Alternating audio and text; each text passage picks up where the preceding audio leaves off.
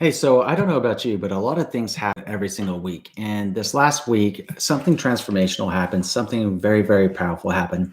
One of the people that I was working with to help buy a house here in Las Vegas reminded me that comparison is a thief of joy. And the person that came up with that quote is actually President Theodore Roosevelt. And I started thinking about how comparison is a thief of joy. And I was wondering how many of you out there feel like comparison is stealing your joy too. And the reason this came to be is she found me on YouTube. You may have seen the video with her the other day whenever we did a really quick live stream, or at least I thought I was streaming live, to be honest with you. It had been a while since I did it on the cell phone. So it was actually private, and then I uploaded it later. But that being said, it was really cool to have her with me, and it was Audra-Shayne. If you want to go back and check out that really quick video of her excitement closing on her new home. And she shared with me whenever I was talking to her about a lot of different things going on with me right now, personally and as a creator and professionally, that, hey, Andrew, you got to remember at the end of the day, if you try to compare yourself to this other real estate YouTuber or this other person that has more subscribers or this other person that has this other kind of content, that comparison is the thief of joy. And it really hit home with me. Things happen for a reason. People say things that aren't always expected, and then they come up with things and say, hey, it just hits you out of the blue. And that's what happened to me with what she had shared with me. And I was so grateful and so thankful for that. But what I want to know is, have you ever thought about how if you compare yourself to another person, somebody's doing better than you, somebody's buying a different house, somebody's got another car, somebody earns more money, how that comparison actually affects you and how it gets toxic? Because what I think we need to do is actually take a step back sometimes and remember just take a breath to reassess the situation.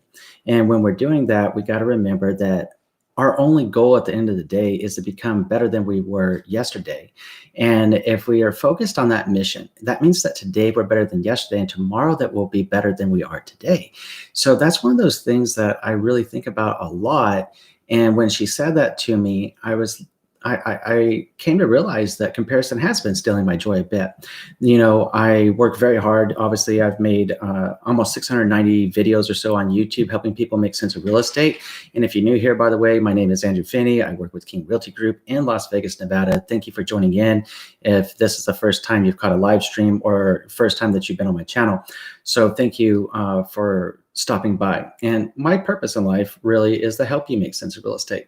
But beyond real estate, all of us have a story and all of us got something to share.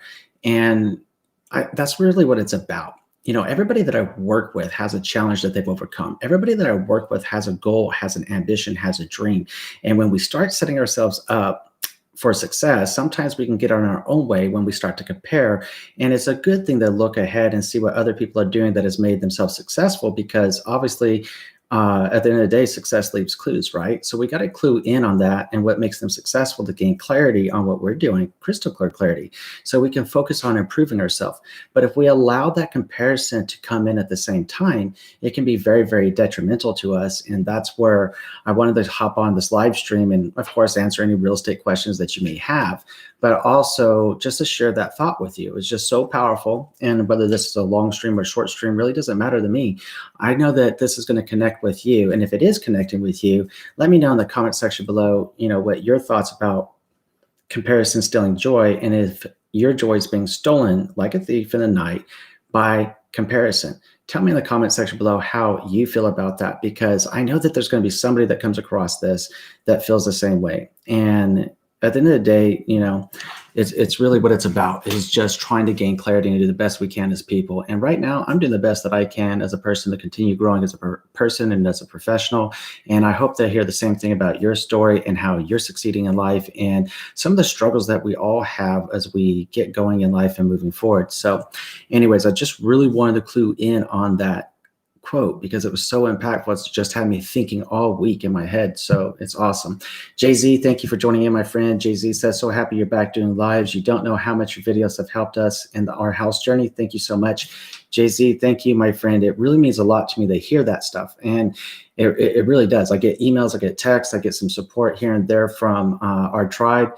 And, Sean Cannell, my friend Sean Cannell, he actually owns Think Media, by the way. That's where I got the shirt. It was pretty cool. And I thought it was appropriate to wear it today whenever we're talking about is comparison stealing your joy. But it really means a lot to me whenever I hear that. And Sean Cannell likes to say, your vibe attracts your tribe. So I think to myself, okay, if my vibe attracts my tribe, what kind of vibe am I putting out there? What kind of authenticity am I presenting? Because I mean, it doesn't get any more authentic than how I've been chilling out here today. I mean, I woke up this morning, 5 o'clock, bright and early, got some coffee. I got a listing I'm getting ready to put on the market. So I had the house professionally cleaned, but I also had professional photographers going in today. So long story short, by like 6:30, I was over at that house and I wanted to go clean the floors again because the house is going to be listed as a vacant property, and the floors were either wood floors, those dark wood floors that like you can see everything on.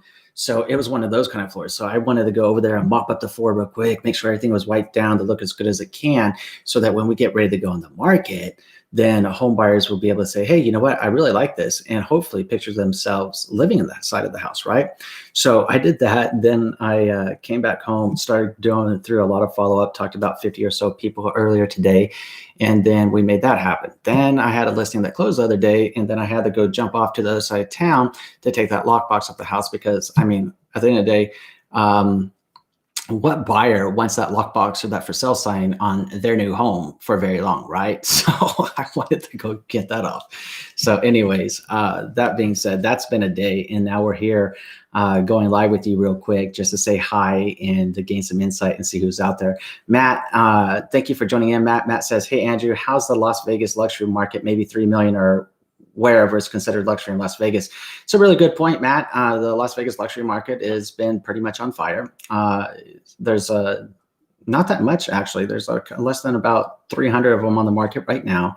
And a luxury market in Las Vegas is generally defined by $1 million homes and higher. I know that in your marketplace in Arlington, Virginia, 1 million may be like common practice and par for the course. And Matt, I do want to say thank you for joining in. And I want to give a shout out to my friend, Matt Layton. He and I were chatting on the phone the other evening, and similar to, comparison is a thief of joy, as Teddy Roosevelt says, right? I was chatting to Matt because Matt and I have been on YouTube for a minute. Matt's been doing YouTube longer than me. He has a heartfelt passion to really help the people in his service area, which is Arlington, Virginia, the DC area. By the way, if you're searching, there is no better person that is the subject expert than Matt Layton. And I suggest checking out his channel. You'll probably love his content. I know I do. He makes some really, really, really good home tours, community tours, and he knows literally everything about that area. And Matt and I were sitting there talking about some different people that we see come into the real estate space and how they do a lot of clickbait and how they're hitting the trends and kind of fear mongering and preying on people's emotions. And that's just not cool. So he and I were talking about, do we need to shift up our kind of content that we create to try to get more views and get YouTube to give us some love and promote our channels. And it came back to this resolution of realizing comparison is a thief of joy. And also to the realization of knowing your purpose and what you're doing and believing in what you're doing and continuing to be authentic, to continue being an authority in your area and know what you're talking about. Because that was one of the other things that Matt and I had discussed was just how many people call themselves an influencer. And I posed a question that I often think about: what exactly makes somebody an influencer? How do they gain influence? How do they become influential at something, especially if they have no street credibility going into it, or they didn't put in the grind, they didn't put in the hustle, but they got their license or they got something going for them and they said, hey, you know what, I've done this and now I'm going to make videos all of a sudden, because obviously anyone could. You can make videos right now. You can set up a YouTube channel. It's free. If you want to make them, go ahead. Speak your mind and see what your vibe attracts. And like Sean Cannell says, if your vibe truly attracts your tribe, then I'm sure that you'll find some people that resonate with you. But back to what Matt and I were chatting about on this matter. It was the amount of fear mongering going into like the 2021 housing crash.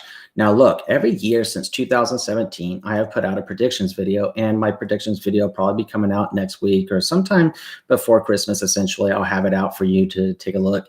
And I've done a lot of digging, a lot of research on that. And it's just, how can I realistically get there and show like a house on fire behind me or stock market crashing going down and like, crazy eye, right?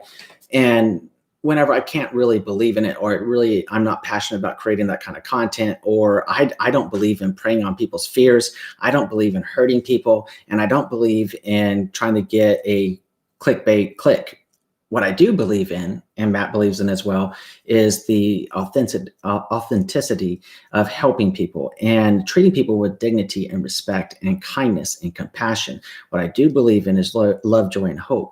What I do believe in is trying to my best to help people to the very best of my abilities from what I understand of the real estate market. And having gone through this process, coming up on 190 repetitions of closings from home selling to home buying to all kinds of different property types, Matt has a lot of experience as well.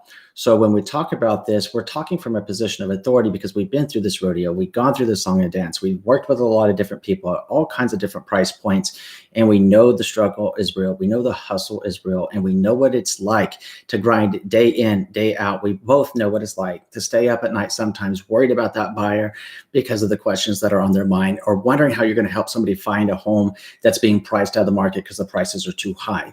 We know what that's like. And we know what it's like to try to help a seller sell a home when they got to go to a new state, perhaps, to be able to get their new job. We know what that's like. It actually can eat up an agent that has a lot of compassion, has a lot of concern for the clients that they represent. It gets to us from time to time. And I at some point, you got to learn to kind of balance it and take that breath in and reassess. And part of that reassessment that I've been going through whenever, Jay-Z mentioned earlier, hey, you're back to doing lives. Thanks for making videos. Another few comments came in the other day and earlier today about, hey, Andrew, it's good to see you back. I've always been with you in the videos I've created, and you guys have always been with me, and I've been with you in thought, and that's the truth. But I've needed some time to self-reflect. I've needed some time to take my own breath and really start getting real and asking myself clarity questions about what is my purpose? What am I doing? What do I want to do 3 years, 5 years, 10 years into the future? How am I going to make the impact that I would like to make? We all start off in life with like dreams and ambitions, right? And goals. And then somehow life gets in the way. I mean, if you feel that, tell me in the comments below. I mean, seriously, life gets in the way sometimes, right?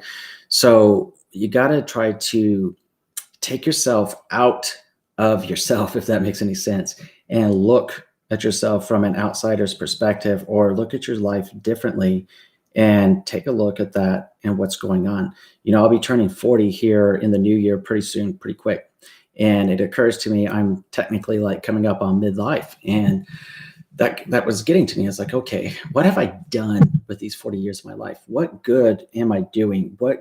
How much better could I be doing if I continue to evolve and continue to grow myself as a person, as a professional, and just as a human? And what does that look like exactly?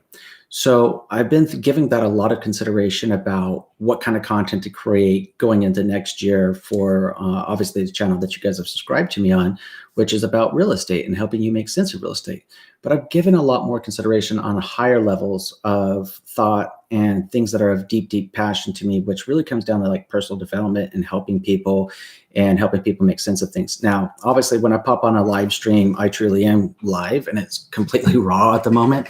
So I'm not here with like whenever I make a recorded video with an outline. I didn't come on with a plan, so to speak, because I know people are going to hit me up in chat, and normally I'm going to do the best I can to answer their questions and engage with you and everything else and have a lot of fun in the process. So the reason I say that, the only thing that's been sticking out in my mind since Audra-Shayne closed on our home the other day is when she and I had this conversation about that quote from Teddy Roosevelt and how comparison is a thief of joy, and my conversation with Matt. And then I had another great conversation with a gentleman, Addison Net, in the Portland, Oregon area and Seattle, Washington area. And we were talking about, some different audio gear and gear to make better videos and live streaming, podcasting, all that fun stuff. But we're also talking about the different thoughts about people coming into our spaces of lending and real estate and what they're saying and what they're doing differently, and trying to see what clues are being left behind by other people's success. But then it also comes back to that clarity question. What is success exactly?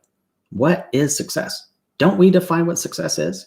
And that's something that Matt shared with me the other day. And it was so powerful, in my opinion, because Matt's like, look, some people say success is having a bazillion subscribers or being able to have courses and products to sell people or whatever. My definition of success, according to Matt, and Matt, if I see you in the chats, my friend, so if I misquote anything, I'm going to paraphrase to the best of my ability. Our conversation was something you said the other day that really stuck out of my mind. So Matt was talking about his goal is not to necessarily have 1 million subscribers, right? Would it be lovely? Sure.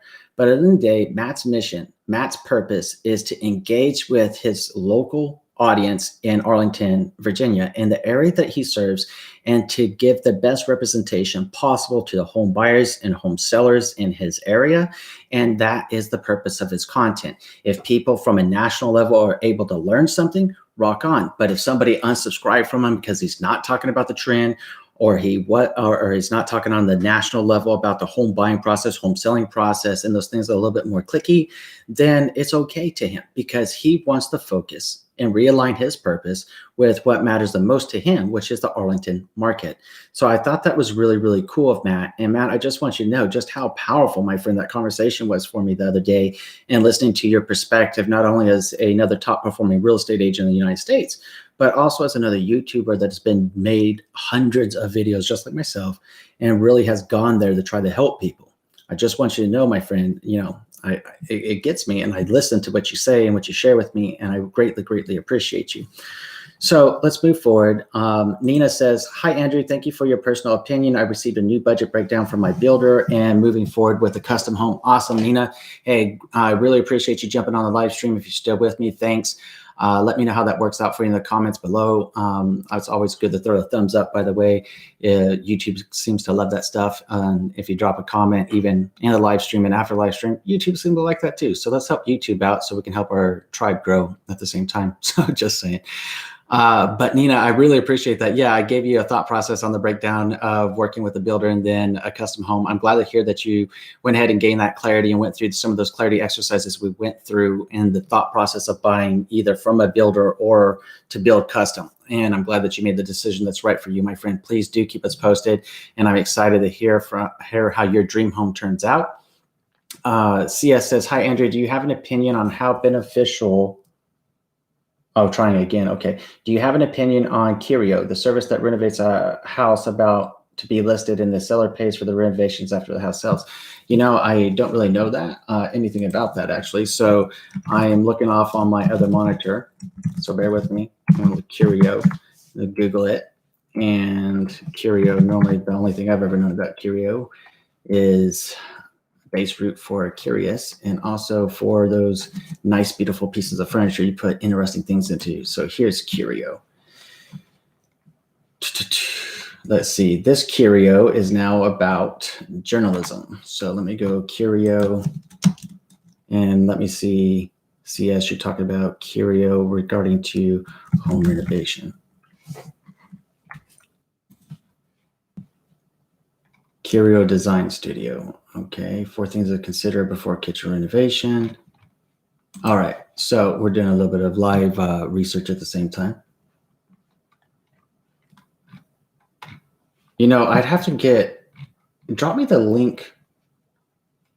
Drop me the link in the comment so I can check into the CS, because what I'm finding now is a design center, but I'm still not finding home renovation before selling. I want to know more about that, because it's actually a really interesting thought process, but I have nothing coming up as Curio. So let me know, CS, because I'd love to take a look into that. And if it's something that I should make a video on or a live stream about, then I can pull it up and then we can discuss it together as a group and as a tribe and make sense of it. Essentially, it would depend on what they're renovating, what their charges for the renovation are, and what is your return on your investment for the renovation. These are all questions I'd be asking. Great. You want to pay for it up front and it comes out of my net proceeds whenever it closes. Fantastic. But tell me what your service fees are. Tell me how much it's going to cost to sell my home. What is the commission? Because they're going to charge you a listing commission in addition to renovating the home. I think it's a pretty interesting idea, but what's the play there? Because they're in it to win it. They're a business. They're going to get money right. So they're going to have a motivation there to earn an income and earn more of it. So they could be charging you like essentially a general contractor service charge in addition to doing the renovation. Who gets to pick the product that goes into it? What happens if you chose to take your home off the market and live in it as opposed to sell it? All these different things come to mind. But the biggest one is, what is the return on investment for the renovations they're doing? And does it even make sense to begin with? And if it does, cool. But let's add up those costs and let's break down those numbers and let's dive a little bit deeper. Because if your home, let's say that you're going to like net $100,000 from your property in as is condition, that's a huge chunk of change, right? I mean, for me, it is. Now, for some of you may watch me like 100,000, I blow that in a week. But Andrew Finney, 100K is a lot of money. So if you were going to get that in terms of equity from a before renovation value, what's the after renovation value? Let's say that the house that you're going to get $100,000 in equity on could sell in fair market in its current condition at $500,000. Let's say the after repair value, ARV, right? After repair value, after renovation value, let's say was $650,000. So then you think to yourself, okay, so if I could sell it at $500,000 and pocket 100, if I sell it to 650, then maybe I can pocket 250. Probably not, because your chunk of change that went into those renovations, let's say it costs $100,000 to get up to that level, then you were back down to 150, and then you got the listing commissions and the cost of selling the property. What does that look like? And when that comes out of there at those prices, maybe it's like $30,000, $35,000, maybe $40,000, depending on where you live. Then we subtract that. Now you're at 110. If there was any service fees or agreements associated with that, let's say maybe it was like $10,000 for the service, you're back to 100K. At the end of the day, it was apples to apples. Now, I would not like to speak out of turn about that organization because I don't know anything about them. And I see that you told me that you'll let me know what that link is in the comments. Thank you so much for doing that. I'll definitely take a look and have more information by the next time that we live stream, which probably be next Friday. Just depends on how it goes. I like live streaming with you guys. Let me know what time, by the way, normally works best to catch up with you guys. I love connecting with our tribe and connecting with you. It just means a lot. So Dr. Strange says, question, do house seekers ever tell you that they don't want to buy a house near a brothel? Question, have you ever seen the show? Okay, so you got a couple of questions. Okay, so have I ever heard of a house seeker telling me they don't want to buy a house near a brothel? No, I am in Las Vegas and we don't have any legally operating brothels inside the city limits of Las Vegas itself. They are out in Pahrump and in some of the different counties of Nevada. Here in Vegas, where I primarily work, is Vegas, Summerlin, Henderson, Lake Las Vegas, North Las Vegas areas. There are no brothels. At least if there are brothels, they aren't legal ones. And I'm not even aware of any of those, to be honest with you. So in short, no, I've never heard a buyer tell me they don't want to live near a brothel. But hey, different strokes for different folks, right? Some people might think, hey, I want to live next to one. And some people might think that, hey, I don't want to live next to one. So I think it's just, some people could say, hey, I don't want grass in my front yard. And other people say, I have to have grass in my front yard. I just think it's 501, 501 another, and it goes to personal taste and buying a house on that one. CS says, do you have an opinion? No, we already did that. Dr. Strange question, have you ever seen the British show Grand Designs? Is it possible to do something like that in America, or is it more difficult because of building regulations and costs? It's a really good question. And yes, I have seen that show. I actually like that show quite a bit. I like a lot of British shows. They put on some very good stuff. And, I really wouldn't know, to be honest with you, about the building regulations being prohibitive to that. But it does make sense that could be a potentiality. That's actually a very good idea, Dr. Strange. So are you a producer and you're thinking of making a show about grand designs for the US? Because if so, rock on, let's see it and send us all the link and come back on and tell us how it's working, because that'd actually be quite fascinating. And last question, is flipping still profitable? So is flipping still profitable? That's a really good question. It depends on where you're flipping, and it depends on what market you're flipping. I will give you a little bit of a tidbit from my research on the 2021 housing market prediction video as it pertains to the thought of flipping and the way that markets work. When we think of the real estate market, a lot of us like to lump it into one market, the United States real estate market, right? But have you ever stopped to think of for a moment how many markets are inside, how many local real estate markets are inside of the United States? Well, I actually Googled that and found there are 19,502 places across the United States as of 2019 that are considered to be places to live, like incorporated places to live in, AKA a town or a city.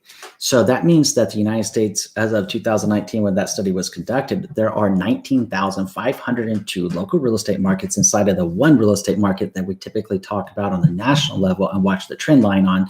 And that's the one that sometimes you hear the words out there, the market's on fire, or, hey, the market's going to be taken over like a tsunami with foreclosures and everything. Well, it depends on the market. And it goes into your question, is flipping still profitable? It just depends on where you're flipping. And it depends on what that local marketplace is doing and what that local economy looks like and what is the demand for flip property and housing in that area.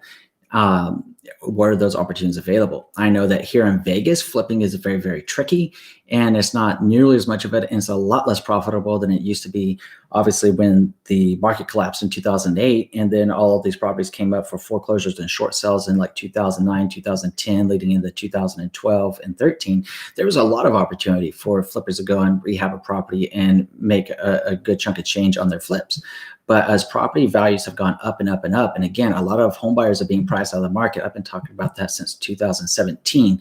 Housing affordability issues. I've talked about it. In fact, I was going back through my prediction videos, kind of just a tangent, but I was going through my prediction videos before, as I was getting ready for the 2021 and looking through the different topics that I reviewed.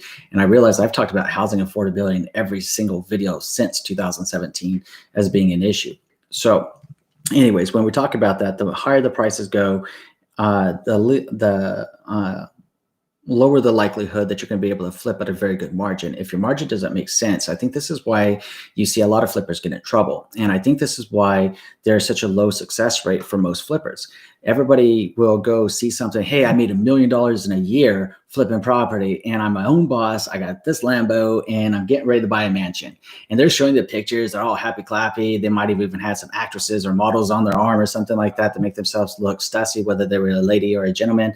You know, they're trying to make themselves look sexy because it's that clickbait. So they're giving you a clickbait thumbnail. They're giving you a clickbait title and giving you a clickbait presentation. And what's all the clicking and baiting to do? It's to bait you to click to buy their product, where all you have to do is buy a course for $697, $997, and I'll teach you how to flip like a master and become a multimillionaire in the next year in the life of your wildest dreams, right? Come on now. The reality of flipping is not nearly as glamorous. If you don't have a plan, if you don't have a business plan together, if you've not identified your team, if you don't know what you're doing with your numbers, it ain't going to work. And that's just the reality of it. You got to know what your costs are. You got to know what your labor costs are. You got to be able to plan for cost overruns. Anyone that's ever done a home renovation project knows exactly what I'm talking about, cost overruns.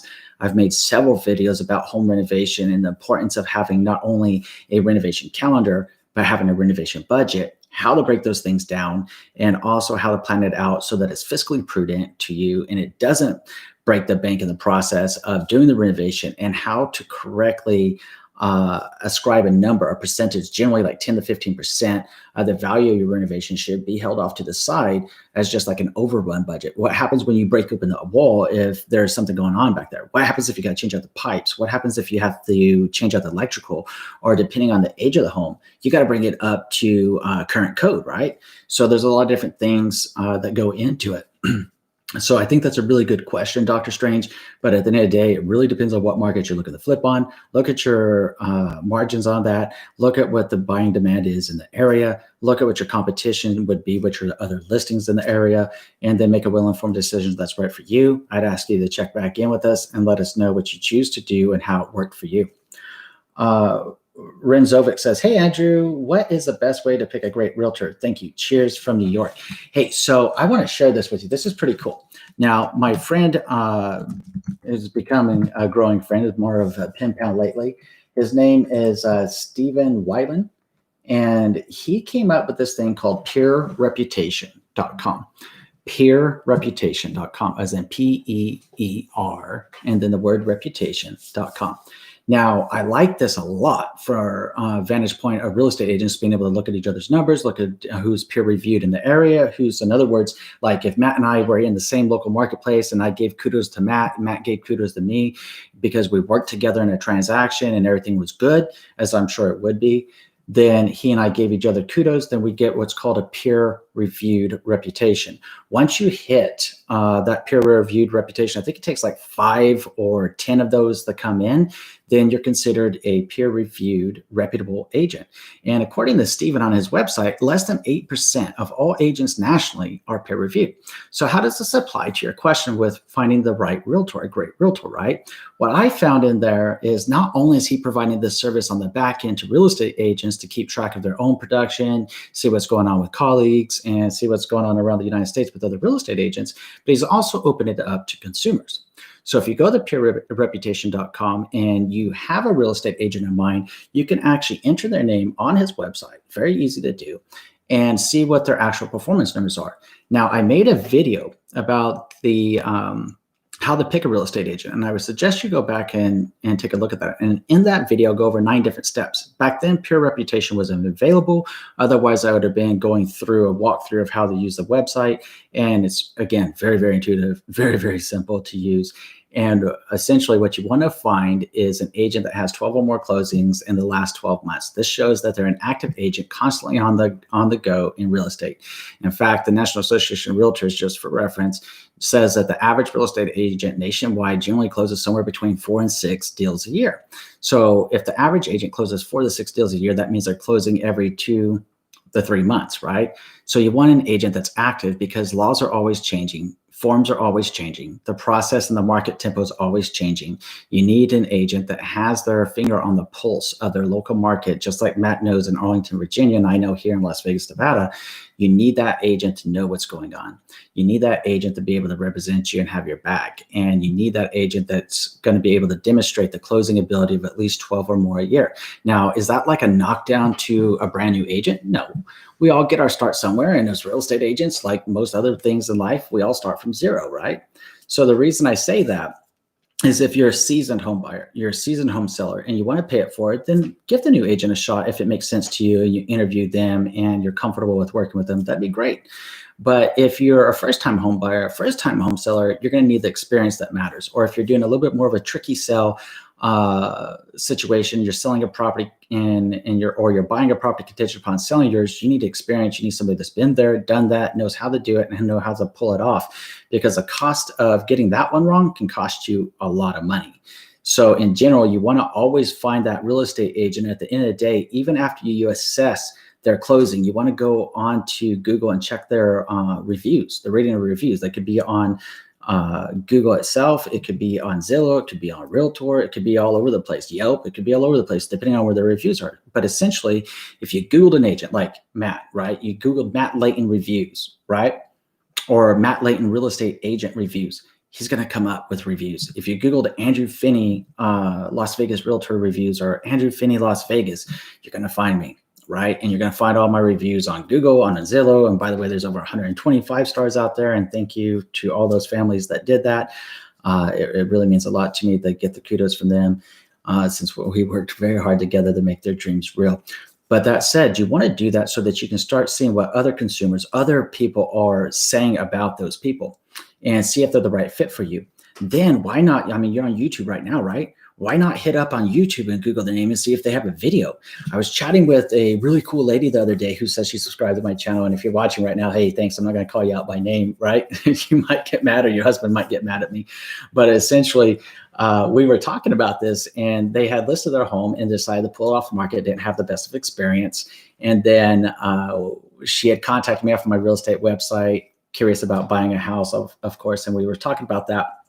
And then I said, well, how'd you happen to find my website? And she said she was just browsing. And then I asked her what happened with her previous agent. And then I said, hey, by the way, did you Google them? And she's like, I don't know that I did, but should I be doing that? And I said, absolutely, you should be doing that.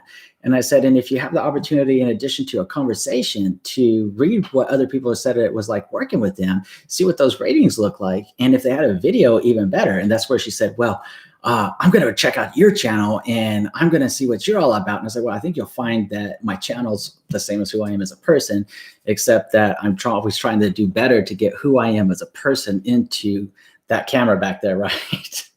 It's a little bit hard when it's just me and that camera sometimes. I don't know why. Matt and I were talking about that too. Don't know why. Even almost 700 videos deep into YouTube and almost 5 years coming up in February 2021 on YouTube making videos, it's always nerve-wracking because I always want to do the best I can. So to help out with that, I actually got some stuff, and I'm going to be changing out the studio environment in the near future. So you guys will be seeing a different setup altogether with a whole different level of ability of doing some things. But anyways, Renzovic, go on the Peer Reputation in short and check it out. It's a really cool website. If you still need some help, let me or Matt Layton know, and we'll see what we can do to help you out with an agent and putting you in touch with someone that can help. Dr. Strange says lots of laughs a few times, so that's cool. Thanks, Dr. Strange. Really appreciate the questions. CS says appreciate. Hey, CS appreciate you too. Joseph Ape says, hi, Andrew. What should we be doing to prep our home after the clear to close and waiting to sign papers? When should we start looking for estimates for updates and so? Okay, so hi, Andrew. What should we be doing to prep our home after the clear to close and waiting to sign papers? Okay, so Joseph, if you're still with me, let me know whether you're on the buying or selling side, because it almost sounds like to me that you're on the buying side. But when you said doing to prep for our home after the clear to close and waiting to sign papers, then when should you start looking for estimates and updates and so? So if you're talking about the actual closing process in the day, you know, what's interesting is buying side. Thank you, Joseph, for that. You know, what's interesting, Joseph, is not an hour ago, I got off the phone with a title company and a loan officer here in town for a new construction deal that I'm working on to help family moving from California to Vegas. And it was part of the frustration. I said, look, you know, me as a real estate practitioner can outline and go over the whole home buying process and outline these things. But at the end of the day, we need everybody coming together and tight fashion, like cogs of a wheel working together. And the biggest issue is when there's no communication going on, especially as you're approaching that place. Because Joseph, just like you, there's a lot of people that have given me this feedback. Hey, what should we be doing as we get ready to close? And there's not been much communication about, hey, this is when you're going to sign. Hey, here's your settlement statement. Hey, here's your closing disclosure, review the numbers, know how much money you got to come in and get your cash to close and get going, right? So there's a breakdown in communication in that process. And my conversation with them was about, hey, you know what, we got to do a better job for our clients. This is why we are in the business. And this is why some of the big tech companies sometimes look at real estate and look at lending and think they can automate the process, which in the day I think would ultimately fail. But there are certainly things that are fairly routine in that manner of keeping people updated that it could succeed upon.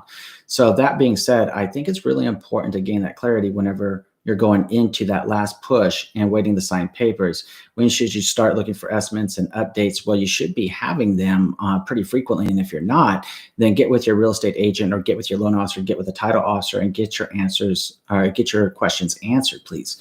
Just think about what you want to ask them, and then just pick up the phone or send them an email and say, hey, when's my signing appointment? Hey, I know I'm supposed to get ready to wire money. Do I use the same wiring instructions you already gave me? Are you going to issue me a new wiring instruction? You know, would you please re-verify that information with me so I make sure that when I make my wire, everything's going to be good to go. So Joseph, I think those are really, really good questions. And you said that you just got your clear to close. What should we be doing while we wait?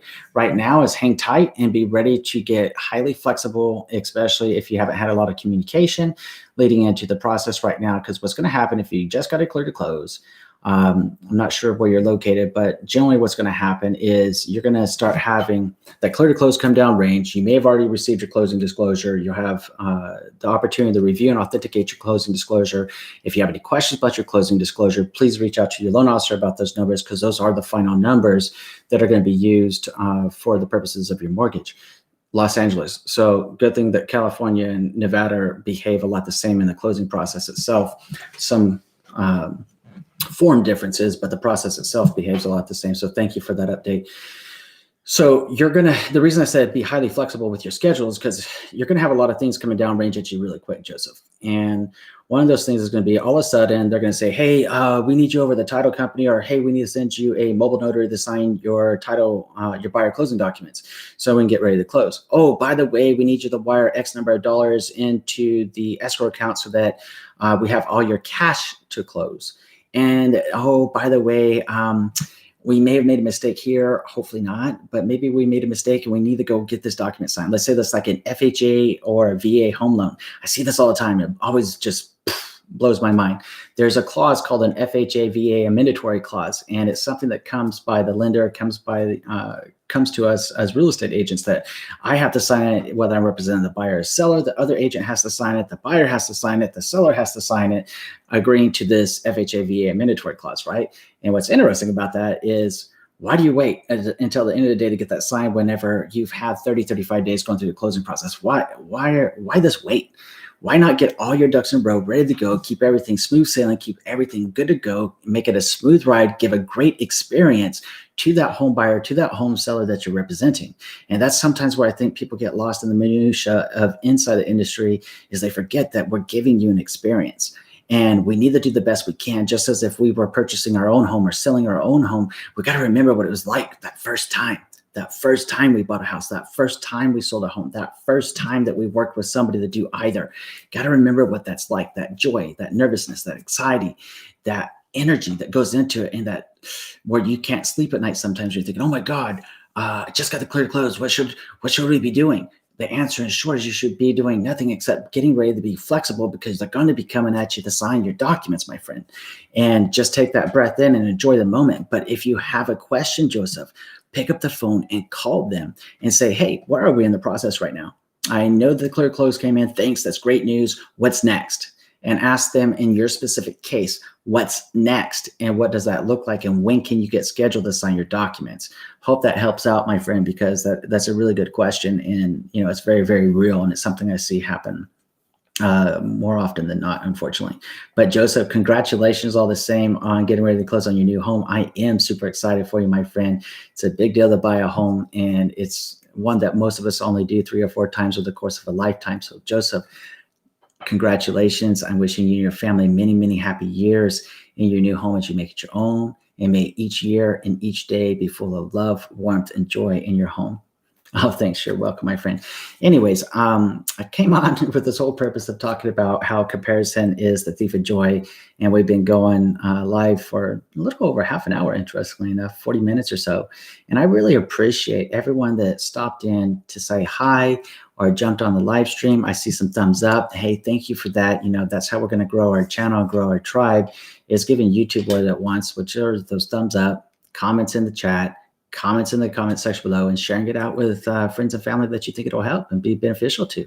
So I really, really appreciate all those thumbs up and all that positive energy out there so that we can help our tribe grow. My goal at the end of the day is to not only answer your real estate questions, but to ideally be there for you and support you through your time of need of learning how to buy and going through the process. And then even after you close, I have a home ownership playlist teaching you more about things that people don't always think about in home ownership. And I want to always be there for you so that when you search for something to do with real estate, you can always find me there waiting for you in a video. And that's why I've made so many videos. And maybe I should have been focusing on learning how to make better videos as opposed to focusing on getting so much content out, because I thought there was so much that was left unturned. And I thought between me and Matt and some other people that were making videos, we might be able to answer as many questions as possible so that they would have a solid answer that was right, true, and correct to help them in their path. But even deeper than just real estate is connecting with you on a personal level. And that's what's so impactful whenever we get the opportunity to come live. And I see the comments coming in, who joins us on live chat, or the comments that come in and after the fact. I got to tell you, it really means a lot to me. So whenever, like I was sharing with you earlier, realignment and rethinking, what's my purpose? What am I doing? What am I doing? What's my 1 year, my 3 year, my 5 year, 10-year plan? What does that look like? And who do I need to become through that process? What education do I need to learn to level up? What do I need to do to be a better presenter on camera and better engage with you, my tribe? And the only thing I know is to come live and really ask you, what do you want me to create? Tell me what you want me to create. Tell me what you want me to talk about. Tell me any ideas and thoughts that you have about how I can improve the video if you have them, or tell me what your thoughts are about anything to do with the channel, increasing how to build up a tribe and how to make content more shareable, so to speak, because obviously time on platform is a big thing for YouTube. And the way that that goes on is how long is somebody watching a video? What is the average view duration? Blah, blah, blah, right? I mean, there's so much stuff. Trust me. I was talking about my friend Sean Cannell earlier today. He has that outfit called Think Media, Think Marketing, and even video influencers. If you are thinking about making videos, I would highly recommend checking out that his channel, because I really wish that I would have found it sooner. And I really wish that he had some of the courses that he has now available back when I first started, because I would have been completely different on my YouTube channel, I think, in my approach. Not my approach of who I am as a person, but in how much content I was putting out and how to focus and how to get 1% better with every video. And this shirt that I'm wearing is actually, Think Media. Oh, here we go. Here, hold it up there. There we go. Think Media is from a mastermind that I did with them this last July, and it was so deep and so powerful, and it's amazing. But as a video creator, whether you're making content about real estate, cars, or whatever, you have the opportunity to connect with real people, and that's you. And you have the opportunity to share a point of view and help people make sense of something and be there for them when they get that aha moment. And it's illuminating whenever you have that aha moment, like with Audra-Shayne. And we went through the process, come to find out she's watched my videos for like a year before she contacted me and everything else. And it was so impactful to know that. But I didn't know any of that whenever she first reached out to me until she and I started talking, and she told me that. And she said that, I wanted to reach out to you because, you're authentic, you keep it real, and you know what you're doing. And I just thought about that as a creator, though. Almost 27,000 people in our tribe here on, this channel. And that's a lot of people. It's like bigger than a lot of small cities, right? So I'm like, how can I really get to know you better?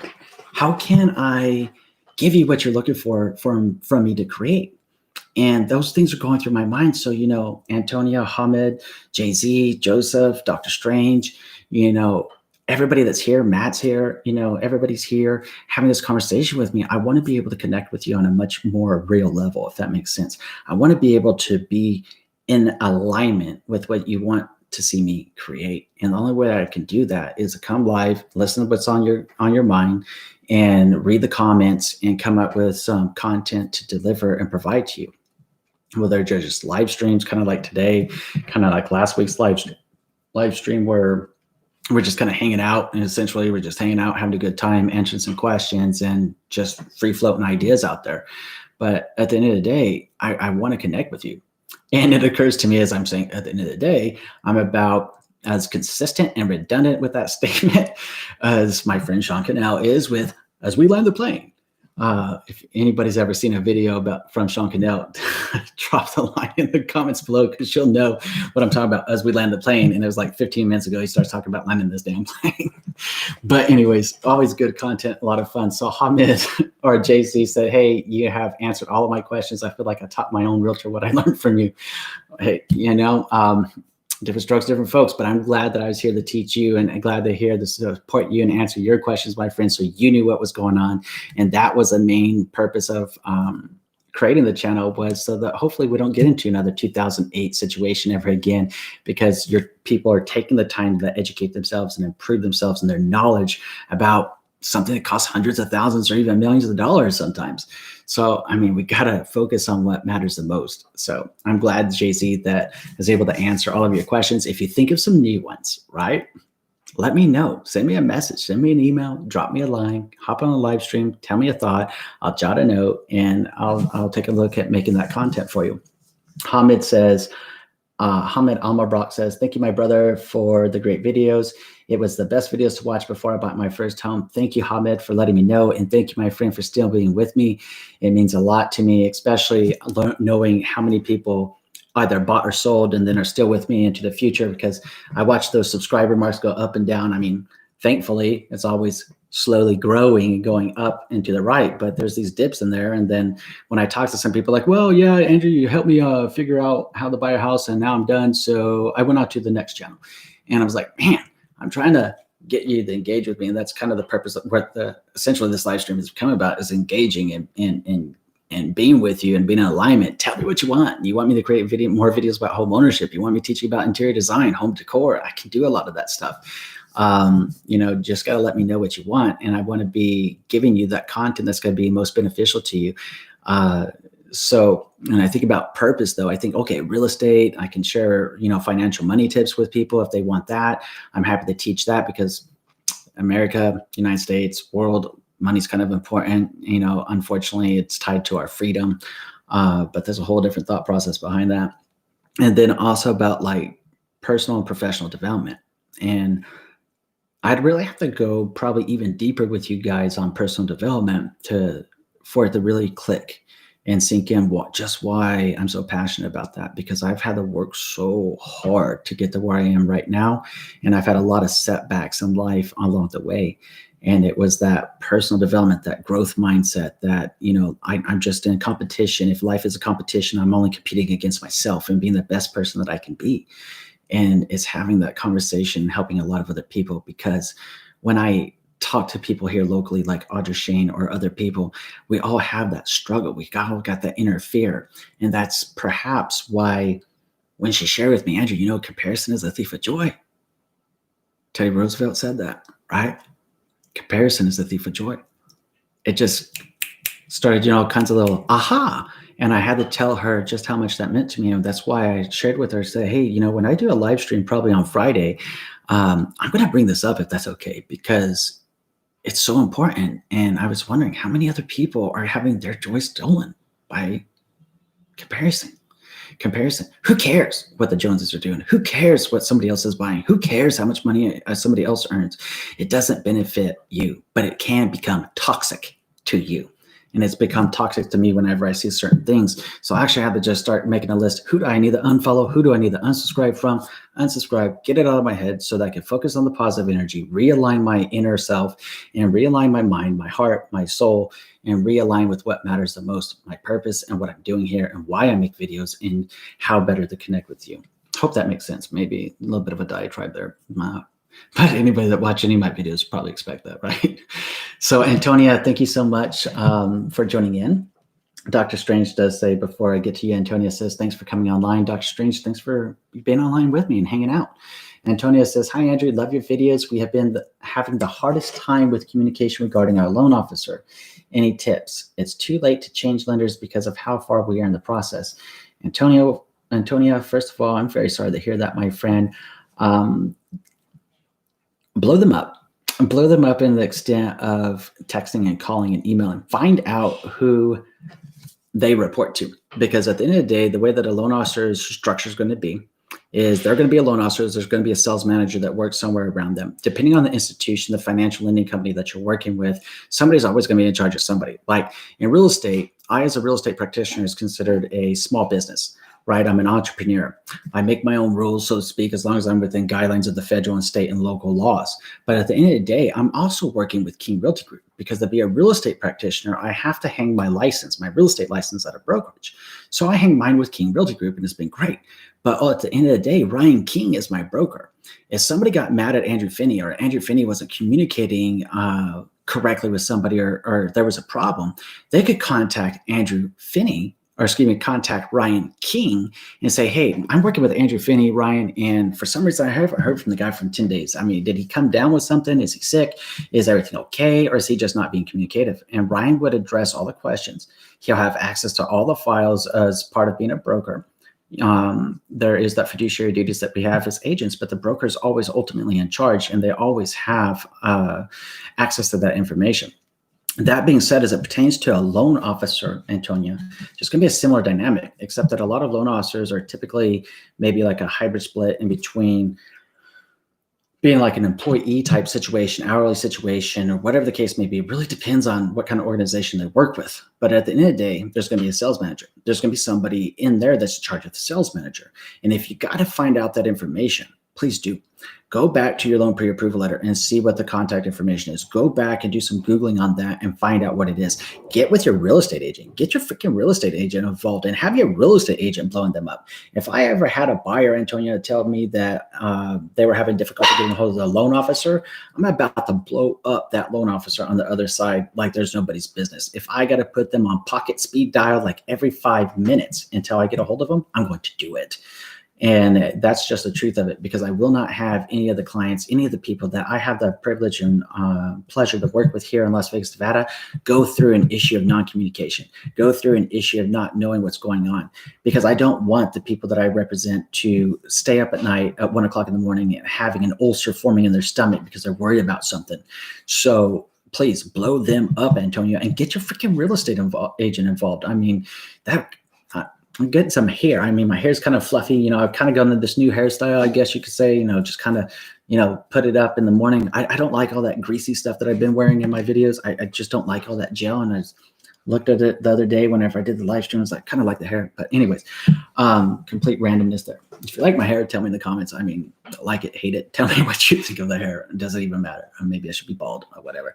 But it makes me angry, Antonia, because your real estate agent needs to have your back. Needs to have your back. That's what they're there for. So get with them, have them blow up your loan officer. You blow up your loan officer. Contact the freaking title officer if you got to blow up the loan officer. You feel me? And then let us know how that's working for you at the end of the day, please. Alan Jones says, my wife and I love your videos and use them to buy our house. Our inspector did a terrible job and we had a bunch of issues. Now we are worried about reselling. Any tips? Yes. And some thoughts, Alan. And please let me know if you're still with me. By the way, but I'm number one, sorry to hear that you had a bad experience with your home inspector and did a terrible job and you guys ended up finding a bunch of issues once you moved into it. I do want to share with you and do thank you and your wife for watching my videos and letting me know that you love them. It means a lot to me, and how they benefited you during the process. Now you're worried about reselling. So when you get ready to resell a home, it is prudent practice at any given time, Alan, whether you know a house that has some issues or you know, or if you don't know what issues the house has, to have what's called a home pre-listing inspection. In other words, you as a seller hire a home inspector and you're asking that home inspector, say, hey, this is your freebie. This is the opportunity for you to take and hit every single thing that you see from big to small and everything in between. I want to know everything within the best ability that you have to tell me what's going on with this property. Because then what you and your wife can do, Alan, is sit back, make a list of that, review it, and probably going to be angry if they do a really good job, which is a righteous anger in the point of view from what you were sharing with me. But let's just say that you might be a little bit angry if they find even more than you know about. What's the purpose of that? The purpose of that is to go, before you go on the market, not to have any shocks, not to have any surprises. Know what the situation is, know what's going on with the house, know what the maintenance needs to get done, know what if there's any big things that need to come up. And then from there, you can plan out, hey, is now the time to sell our house? Hey, is now the time or not?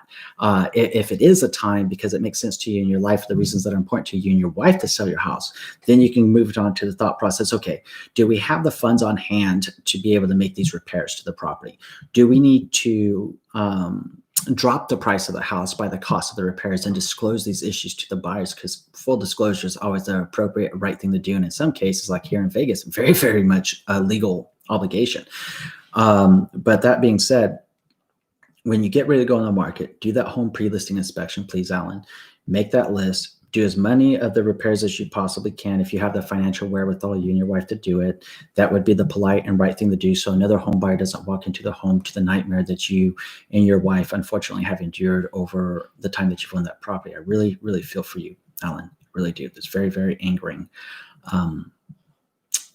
But that said, does that answer the question as far as what you need to do there? Okay, I see it. Thanks. Makes sense. That will alleviate a lot of those pain points that could come up in the closing process. The last thing that you want to do is to ever be on the market and have something surprise you during the closing process. And now the deal blows apart and now you're scrambling and now your price is taking massive hits here and there. And now everybody thinks something's wrong with your house. Whenever we have the opportunity to find out beforehand by spending a few $100s on a robust home inspection. And then when you get ready to buy your new home, If you like the home inspector that you worked with for your resale purpose, hire them if you're staying in the local area to blow up the next house so that you have full perspective and as much insight as possible into the home that you're getting ready to purchase.